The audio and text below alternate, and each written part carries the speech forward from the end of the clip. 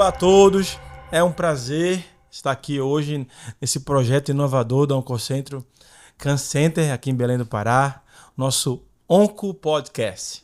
E de modo muito especial hoje, nesse nosso primeiro podcast, está com dois grandes amigos aqui dividindo essa mesa, nosso fundador do Oncocentro, Dr. Fernando Pacheco, e nosso cirurgião oncológico, chefe do nosso time de oncologia cirúrgica, Dr. Michel Calabria.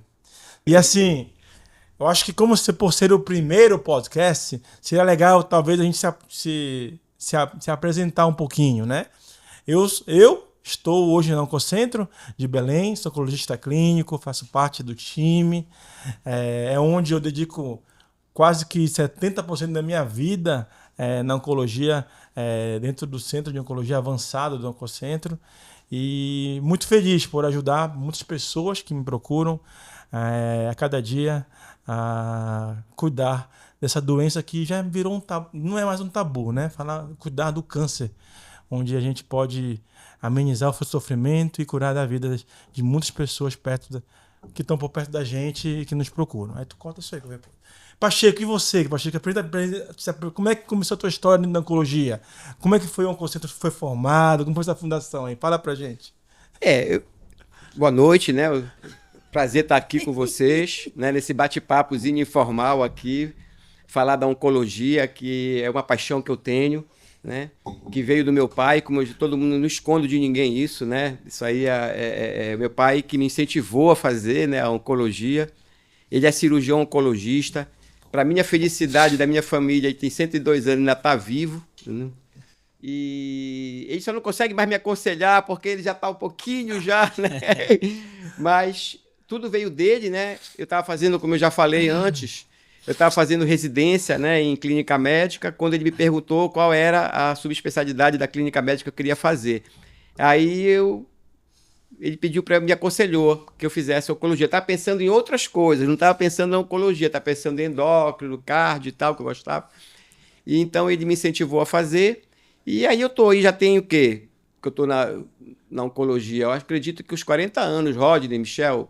E vocês estão quanto tempo vocês estão aí já na... Está começando. Estão começando? 10 aninhos. 10 aninhos? 10 aninhos já dá uma boa estrada já, né? E o que vocês gostam de oncologia? Vocês gostam do que vocês fazem?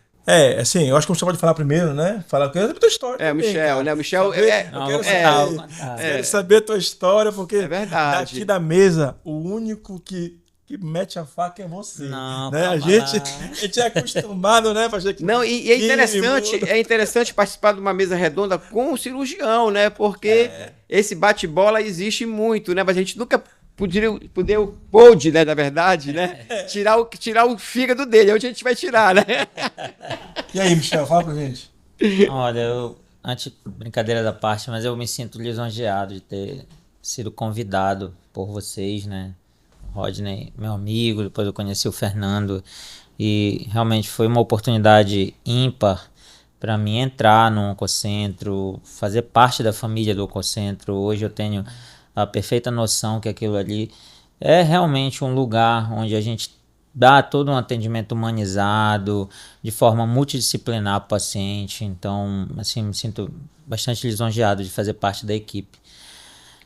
Eu, desde criança, né, eu quis ser médico e graças a Deus consegui, tive todo o apoio familiar para isso e fiz a minha faculdade na Universidade Federal do Pará e nessa fase já me engajei na oncologia, formando liga acadêmica, o Dr. Fernando, graças a Deus... Laopa, né? Laopa, também com outros oncologistas. Famosa, é verdade. A gente conseguiu aí levar para frente e dessa forma que eu me engajei, eu segui. Fiz cirurgia geral, primeira residência, e depois fiz cirurgia oncológica no Instituto Nacional do Câncer. E trabalhei um tempo no Rio de Janeiro, né, até pela minha carreira. Fiquei 10 anos lá e quando voltei para Belém, tive a sorte de conhecer vocês. Né? Maravilha. E aí a gente está junto aí nesse projeto, nessa luta contra essa doença aí que assola a humanidade, mas que hoje, graças a Deus, a gente consegue, como o Rodney falou, né, curar nem não 100%, mas aliviar, com certeza, a gente luta para isso, né? Da qualidade de vida. Um controle total, pelo das- menos, da- né? dos Dar pacientes. uma qualidade de vida Com aí para os certeza. pacientes. Com Ei, certeza. Pacheco, nisso que ele falou aí, o Michel, uma coisa que pergunto muito pra gente. Eu tô no Oncocentro, né, eu acho que fiz 2 anos agora, né? Também sou novo, você tem uma experiência grande, mas muitos pacientes me perguntam, né? Porque a Oncocentro é como se fosse uma casa.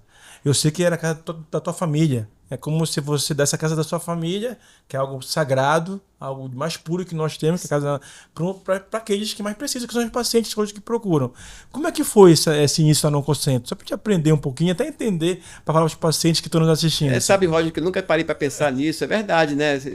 Você tem uma clínica onde era a tua casa, né? Pô, cara, eu cresci ali naquela casa, né? Bacana.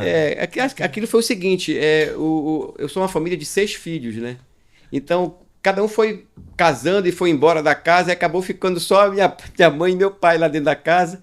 E aí minha mãe começou a ficar com medo de ladrão. E aí a minha mãe começou a encher o saco do papai para sair dali. Papai resistindo porque ele criou aquela casa, ele construiu aquela casa tijolo por tijolo. E aí, Rodney, chegou uma hora que ele cedeu, né? Ele disse, então tá bom, Renê, que era o nome da minha mãe, né? Então nós vamos sair daqui. Aí meu pai alugou um apartamento, né, grande, porque a família sempre estava indo para lá para fazer almoços e tal. E aí eu disse, papai, então, já que o senhor vai sair, né, o senhor vai alugar, eu não tenho dinheiro para alugar sua casa, mas me dá só a parte, a sala de jogos. Foi onde começou o Oncocentro, onde tu atendes. Na Diogo Moia. Na Diogo Moya. Nessa Michel época, também. tu já era oncologista? Eu já era oncologista clínico, só trabalhava no Filoiola. Ah, tá. E aí eu queria botar o meu serviço, né? Mas eu não tinha dinheiro para comprar, para alugar uma Sim. sala comercial, não tinha nada, né?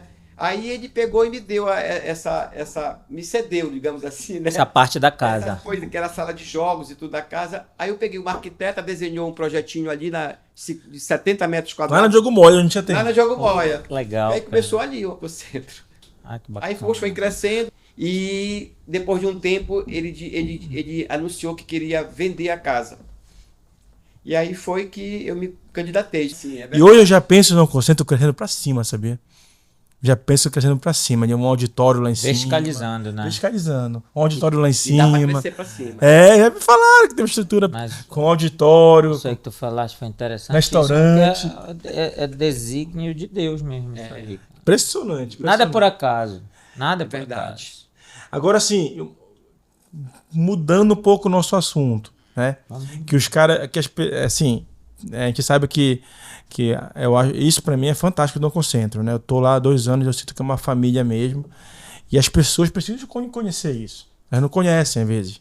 Acham que é uma clínica normal. E uma outra coisa, uma característica marcante, eu falei isso até pros meninos do marketing pra gente, que estão novos lá com a gente, é que os funcionários do Oncocentro percebam que eles estão lá há muito tempo.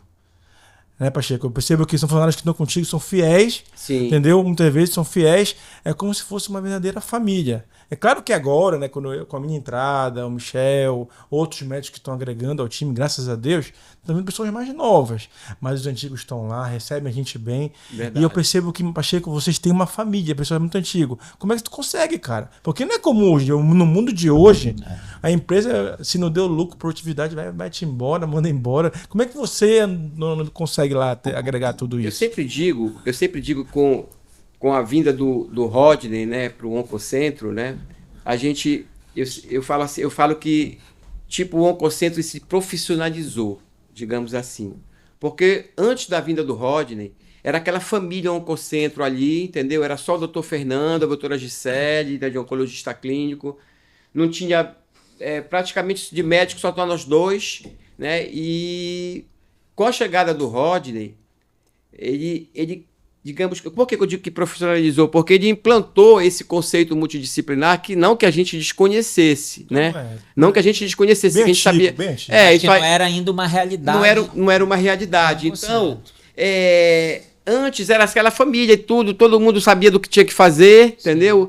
E agora é assim, com a vinda do Rodney, ele começou a implantar, né, esse modelo, né, de multidisciplinaridade, né, que é importante. Trouxe para a gente a questão da nutrição em câncer, a psicologia voltada para o paciente oncológico, que é importante, Entendeu? Eu achava que eu podia ser psicólogo, oncologista, tudo ao mesmo tempo, nutricionista, tudo ao mesmo tempo. Acaba sendo, Hoje, mas nunca é igual. Acaba sendo, mas nunca é igual. Hoje a gente Exato. sabe que cada macaco no seu galho. Eu acho que tem que ter esses profissionais, entendeu? A gente não tinha cirurgião, entendeu? Porque o cirurgião é fundamental, né?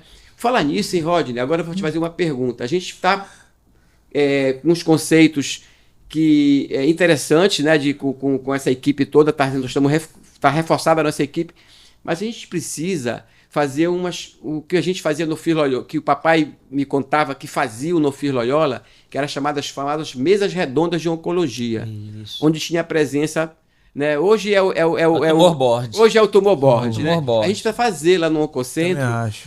Nem que seja começando, é só tu e o Michel, entendeu? Mas vai começando. Então, tem que começar. Tem que começar. Eu acho que seria importante. Todo serviço tem isso, né? Às vezes eu sinto falta, às vezes eu quero mostrar o meu caso, né? Assim, e é importante. Aquele que eu salvei. Aquele que eu salvei, que eu quero mostrar. Tu também quer Não, mostrar o teu valor. O Michel quer mostrar uma cirurgia fantástica. E não só isso, mas também a gente discutir o Rodney também, você também, participar de tumor board gera uma troca de experiência muito grande, e participar ativamente, de forma multidisciplinar, da definição das condutas, para os casos difíceis. Sim. Porque eu tenho dúvida, o Rodney tem dúvida, você vai ter dúvida, independente da experiência, né, pessoal de cada um, mas todo caso merece ser visto de forma multidisciplinar. Não, com certeza. Porque aí a gente acerta a conduta. Com certeza. Não é qualquer caso, mas eu acho que todos os casos que forem interessantes a gente tem que discutir. Tumor em bode, vocês vieram para mudar a oncologia, né? Sim.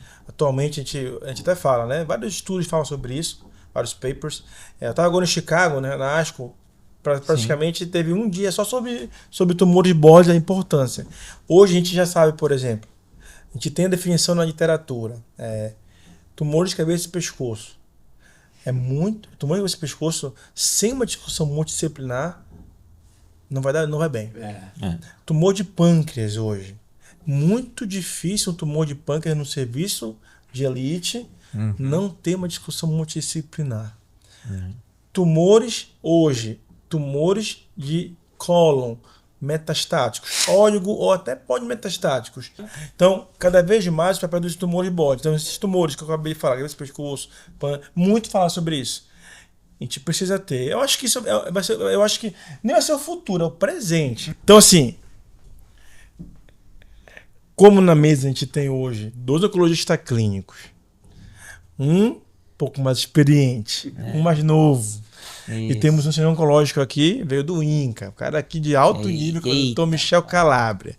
Então, assim, muita gente quer saber, assim, primeira coisa, perguntam muito pra gente, e esse bandido, esse câncer, como é que ele aparece no corpo? Como é que ele aparece? O que acontece? Eu sempre falo, né? Falo assim, às vezes eu tenho uns vídeos também meio que rolam nas redes sociais por aí, falo para os pacientes que estão ainda, que o câncer é um conjunto de fatores, é um conjunto de fatores que podem ocorrer por um desarranjo de algum sistema de proteção que o corpo tem. Exato. Às vezes é genético, às vezes é imunológico, é ambiental. Então hoje a gente tem que entender que nós não temos uma causa somente para o câncer. Num paciente que vem, que nos procura câncer de estômago, por exemplo. A gente não tem uma causa somente. Mas tem um H. pylori, que se transformou, um arranjo no DNA da célula.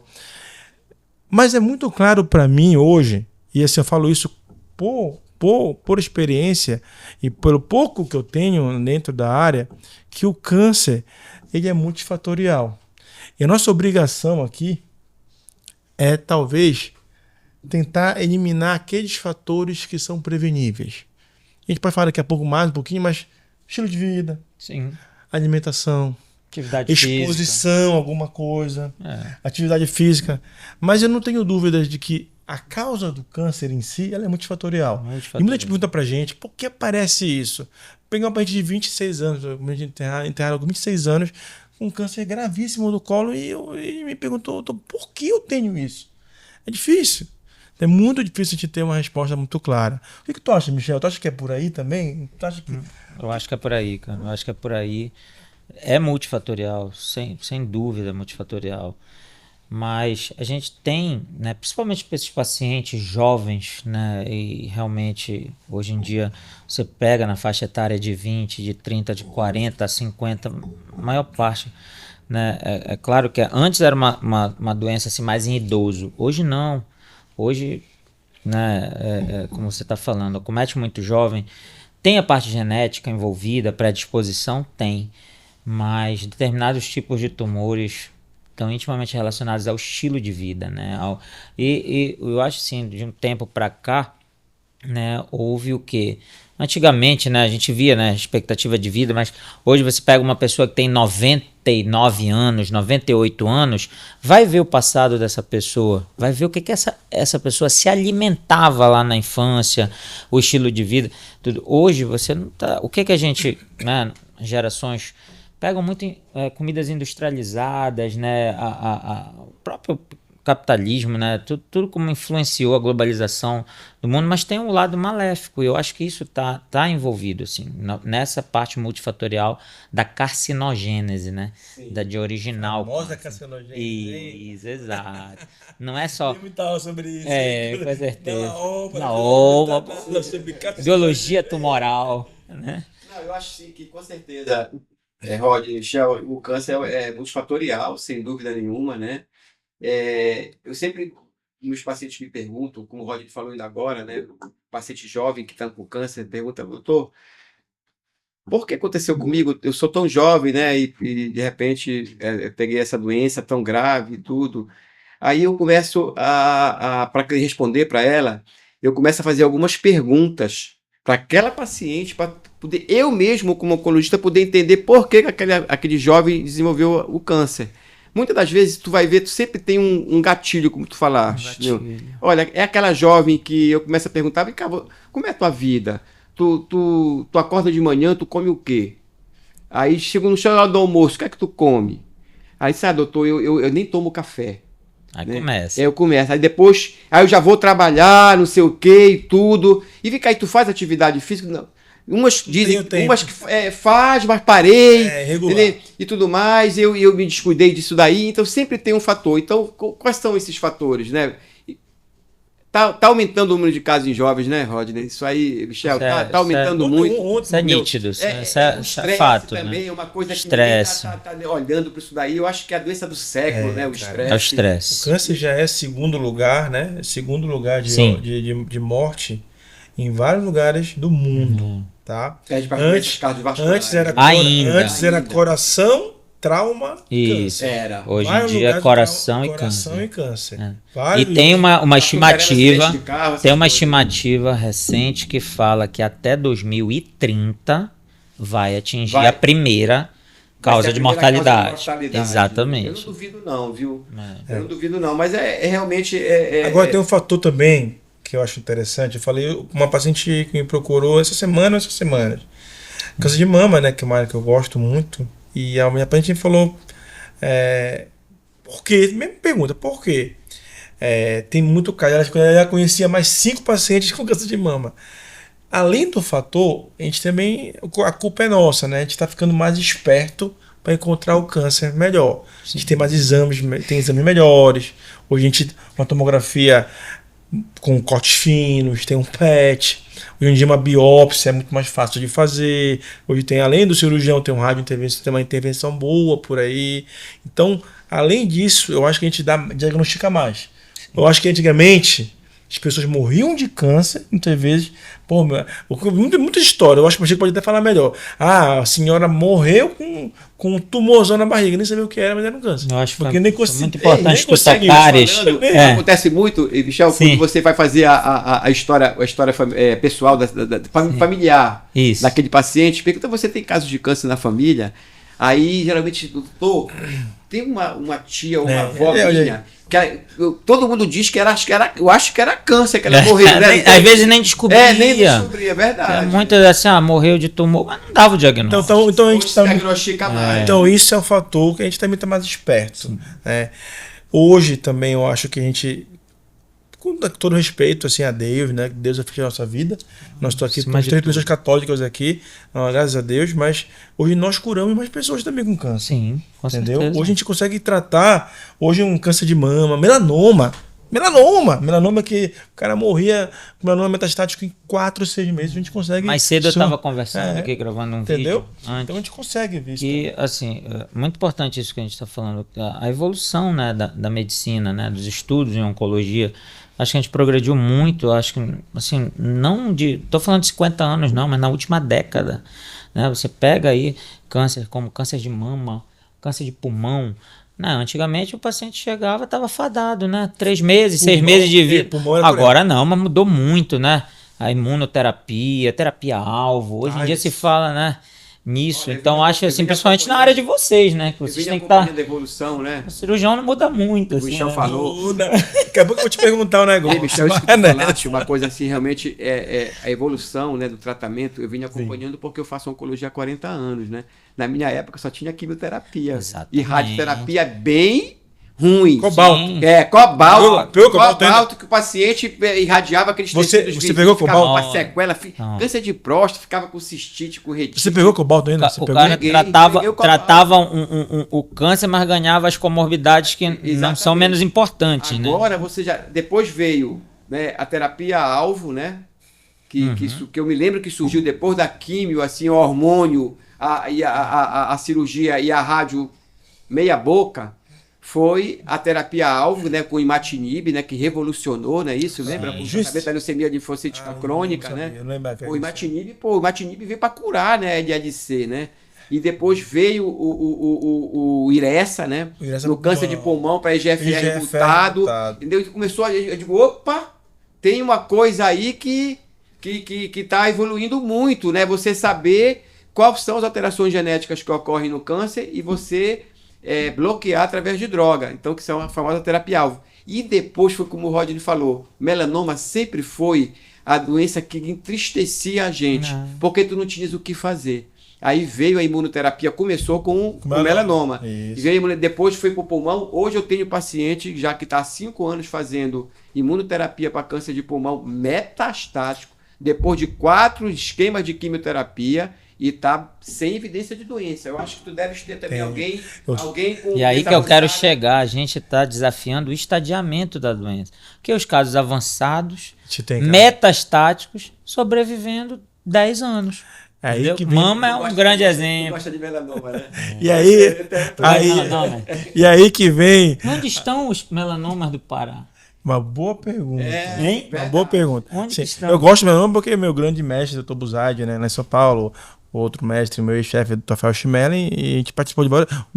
A imunoterapia chegou lá na época, Ciro e depois o BP, chegou com a gente e depois disseminou para o Brasil todo. Sim. Por isso eu gosto muito, mas eu sei que é um ninho muito pequeno, nicho pequeno.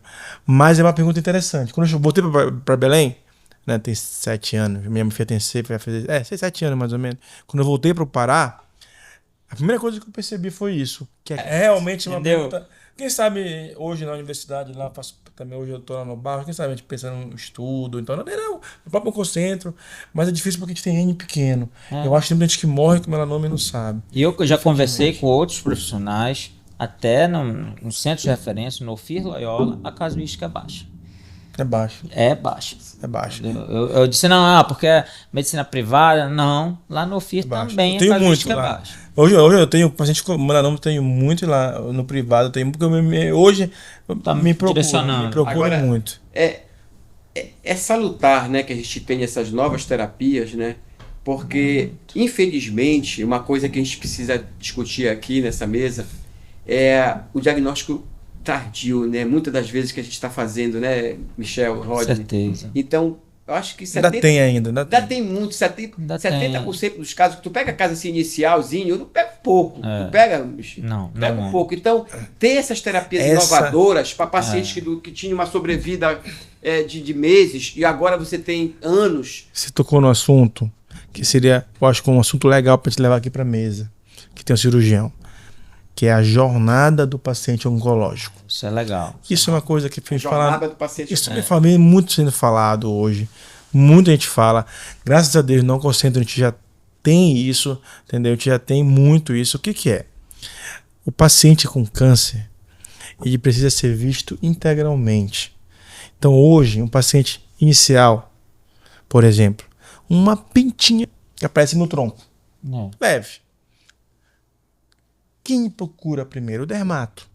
Normalmente. E esse normalmente é o dermato. E esse dermato, após a biópsia, às vezes vem um câncer, você pede. Simples. Se operar, vai curar, tá, nunca mais aparece na vida dele. Só que nos grandes centros, eu brigo muito por isso. Quem sabe, quem me conhece, os alunos que rodam comigo, residentes, vocês que... minhas assistentes que rodam, que eu não chamo secretário, mas assistente, até a Lady Dara que vem comigo, sabem que eu brigo muito. Porque esse paciente que tem diagnóstico inicial, num grande centro, ele já passa com dermato, é ativado. Se o dermato não se garantir, cirurgião oncológico, oncologista clínico. Pelo menos os 3, sempre. Câncer de estômago, a gente está numa zona endêmica. Ele começa pelo gastro, na endoscopia. Sim. E muitas vezes o cirurgião já opera. Ele foge. Ele não vai. Ele não vai. E rapidinho, Michel, e assim, essa jornada oncológica da multidisciplinaridade, ela é muito importante. Porque esse inicial que não aparece, ele existe. Se ele for mal conduzido, ele vai morrer da doença quando ele poderia ficar totalmente... E aí, eu digo mais, Pacheco, esse inicial, ele existe. Só que ele não chega na jornada, ele é quebrado porque ele foi com um especialista, tireoide, vai no endócrino, opera e não tá no onco. Aí depois só vai aparecer quando aparecer meta no pulmão. Tem que ter jornada. Eu acho que é aí que a gente tem que bater. Por quê? O caso avançado, ele vai chegar para o especialista. Né? Tumorzão, chegou, o paciente demorou a procurar, ele vai para o especialista direto. Desses eu não tenho medo. A gente vai fazer aquela cirurgia grande, vai fazer neoadjuvância, vai fazer adjuvância. Isso aí vai ser bem conduzido, porque ele vai estar nas nossas mãos. Que vai chegar nas tuas mãos? Esse que o Rodney falou, às vezes é preciso ter um pouco mais de entendimento, né? Por isso que eu digo, existe uma disciplina na clínica médica, vocês sabem disso, né? Que é a oncologia aplicada à clínica médica. Isso é uma coisa que pouco se faz também, que deveria se fazer mais. E hoje as faculdades estão vendo, por exemplo, na minha época, na nossa época, não tinha isso na cadeira. Até mesmo em São Paulo, eu acho que 2 ou 3, hoje no FPA não tem. Michel, eu me lembro que quando eu estava lá no Filho-Loyola, né, o Salomão Kawage, que é um clínico que está na ativa ainda, ele me chamava todo ano para dar uma aula para os pacientes, para os alunos acadêmicos dele de clínica médica, que era princípios básicos de oncologia clínica. Eu dava ainda... Hoje tem essa disciplina, eu ainda dava com aquele negócio que coloca... Como é o nome como era o nome daquele, aquele plásticozinho que tu escreve? Peraí, é o retroprojetor. Retroprojetor. Não tinha aquele negócio? Era com o retroprojetor que eu dava essa aula lá. Todo ano eu dava essa aula lá. Não, então era um cara que tinha uma visão boa. Mas onde é que eu estava querendo chegar? Só para a gente não perder o gancho. É na biópsia dessa pinta que você falou. Às vezes a biópsia já é feita de forma errada. Ainda tem isso. E aí já começa por aí. Entendeu? Aí já se perde aí. Esses pacientes, nós temos o dever de curar. Sem dúvida nenhuma. Que é o caso inicial. Queria perguntar pro Michel aqui uma coisa que me incomoda um pouquinho. Mande a pedrada. Não é pedrada, me incomoda um pouco. Eu acho legal porque a gente tem que... Nosso dever é informar, né? Sim. É a questão de que a gente ainda vê ainda na cidade... No Brasil, eu acho, pela escassez. A tua especialidade é uma especialidade nova também, que não é nossa. Sim. É nova. Sim. Oncologia clínica, assim, antes era cancerologia. As próprias sociedades são novas. Né? Antes era cancerologia, que todo mundo era misturado. Aí a oncologia clínica teve 10 anos, talvez. A oncologia cirúrgica também foi agora, há pouco tempo. Muitos cirurgiões ainda operam câncer, cirurgiões gerais. Operam bem, alguns não operam bem. Sim. O cara que opera 20 e 30 vai operar bem. Mas é importante até para você esclarecer para a gente qual é o diferencial de um cirurgião oncológico hoje no Brasil, hoje no centro de oncologia. Qual o diferencial? Além da formação, que a tua formação é impecável, mas qual é o diferencial? Qual é a diferença? Assim? Antes do Michel responder, eu queria colocar uma colocação. quando eu fiz a residência no INCA de Oncologia Clínica... Ó, do INCA também, pô, parceiros. Parceria. Seu parceiro. Lá em frente à rodoviária, Novo Rio. Hoje é o Inca 2, É o o INCA HC2. Justamente. INCA é um mundo, né? Eles Mas lá- era o nome Inca, não? Não, era o Hospital do Inampes do Rio de Janeiro. Isso, era esse. Era esse. Eu me Hospital- lembro que não era esse nome, mas eu me Hospital lembro. do Câncer do Inampes do Rio de Janeiro. Lá no INCA 2, eu cheguei em Belém com essa mentalidade de que quem opera câncer é cirurgião oncológico.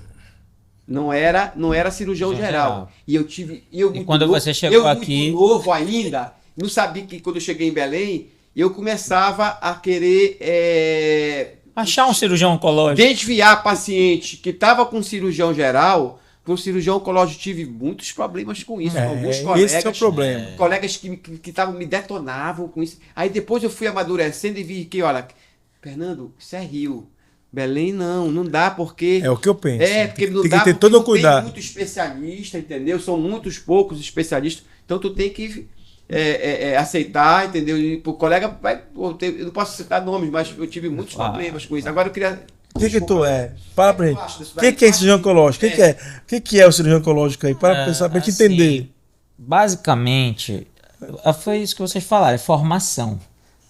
Eu fiz cirurgia geral, sou cirurgião geral, mas fiz uma outra especialidade. Não, é requisito. Exatamente. Na medida que 3 você anos, né? fez geral... 3 anos, né? Cirurgia geral são 2 anos. Hoje, em algumas escolas, 3, se você, né, dependendo, hoje é 3, se você quiser fazer uma sub, mas quiser atuar como cirurgião geral, hoje já são 3 anos. Se você quiser usar só de ponte para uma subespecialidade, vou fazer cirurgia plástica, não vou atuar como cirurgião geral. Faz os 2 anos e faz logo a sub. Né? Tem essa diferença. Na minha época, não. Eram 2 anos. 5 anos, então. Depois a gente fez... Outra medicina, né? Não, eu digo, A gente também. eu fui aprender a operar mesmo, assim. 2, 3 foi? 2, 3. Então foram E aí? 5. É totalmente diferente. Você faz a especialidade, você tem contato, né, aprendizado com diversos especialistas e atua na parte de câncer de mama, ginecológico, aparelho digestivo, né? É claro que eu sou cirurgião oncológico, eu vou operar qualquer tipo de câncer. Não é assim também. Até dentro da nossa especialidade. Eu, por exemplo, eu me dedico mais aos tumores gastrointestinais e ginecológicos. E claro, né, de pele, né, tumores de partes moles. Mas eu não vou dizer que eu vou operar um tumor de pulmão. Por quê? Porque isso é do cirurgião torácico.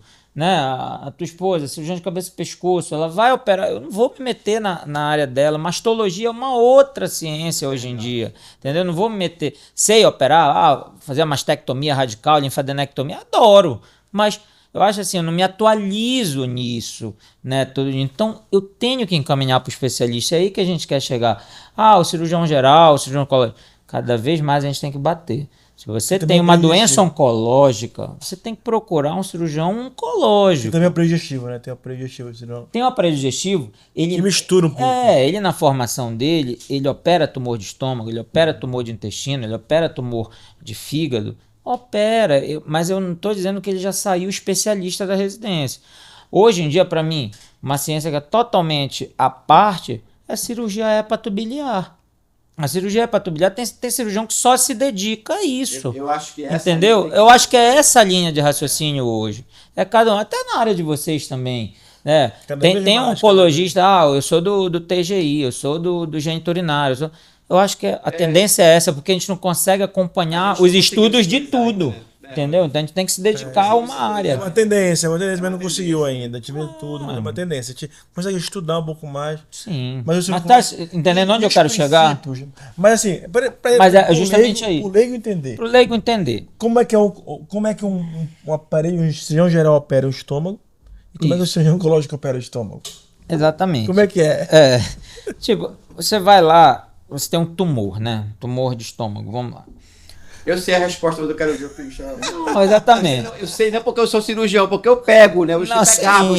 Aí né? o cirurgião geral, vamos lá, ele tá ali, ele pegou um tumor, ele vai se preocupar em tirar o órgão todo ou parte do órgão que tá o tumor. Certo. Mas será que ele vai fazer a retirada da cadeia de drenagem desse tumor Porque esse tumor ele é célula, né? E ele drena para algum lugar. Com certeza. E aí é que está, minha opinião, tá? O grande diferencial do cirurgião oncológico é a linfadenectomia. A linfadenectomia regrada, saber quais linfonodos tirar. E aí você às vezes está selando o prognóstico do paciente. Porque se ela não for feita de maneira regrada, de maneira correta, princípios oncológicos, vai impactar a sobrevida, vai impactar a recorrência da doença. Isso impacta. Eu não estou dizendo, ele pode fazer uma técnica cirúrgica perfeita, de retirar o estômago, de fazer depois a anastomose, que é a união, reconstruir o trânsito, né, digestivo do paciente, o paciente ficar bem e sair ótimo. Mas os princípios oncológicos, que é onde você bateu, se não foram respeitados, essa doença vai voltar logo. Entendeu? Michel, me diz uma coisa, essa divergência que tem entre o que tu fizeste e o que o patologista te entregou, isso aí vale vocês ligarem para o patologista? Eu acho que vale sim. Porque a gente olha, vê, né? aí também é um outro bate-papo, mas assim, o ideal é você conversar com o patologista. E assim, uma coisa que isso a gente aprende muito na residência, né? Pelo menos na minha formação, é botar a quantidade, assim, o máximo de informações possíveis no pedido do anátomo-patológico. Porque se você chegar e mandar uma peça lá para o patologista e escrever só, solicito estudo, né, anátomo-patológico da peça cirúrgica. Aí estou mandando estômago. Não fala a idade do paciente, não fala o contexto do paciente, não fala o padrão da endoscopia, não fala o que você observou na cirurgia. Isso dificulta. Às vezes você dá lesão de pele a esclarecer, mas não falou se o paciente tem um tumor de pele na família, não falou a idade do paciente, aí ele fica perdido. Pelo menos os patologistas que eu conheço, que normalmente o seu cirurgião tem um patologista de referência, principalmente oncológico, né? Eu trabalho com um, né? Não cabe aqui nomes, mas eu tenho meu patologista que eu confio e que ele já sabe o padrão de pedido. Às vezes eu ligo, eu tô te mandando isso, até na contagem, né? Tu manda ali uma cadeia nodal, às vezes o patologista... É impressionante isso que você falou, né? Às vezes você fez a linfadenectomia regrada, vem 2 linfonodos na peça. Peraí, não é possível. Entendeu? Não, peraí, pô, eu esvaziei. Não tem como. Exatamente, é isso aí. Eu acho que assim, né, a gente consegue finalizar, então, nosso primeiro Oncopodcast. Contando com a presença do nosso fundador do Oncocentro, do Fernando Pacheco, nosso cirurgião oncológico, doutor Michel Calabria, tem um futuro brilhante aqui na nossa cidade, no nosso estado, hein, mano? Se Deus quiser, amém.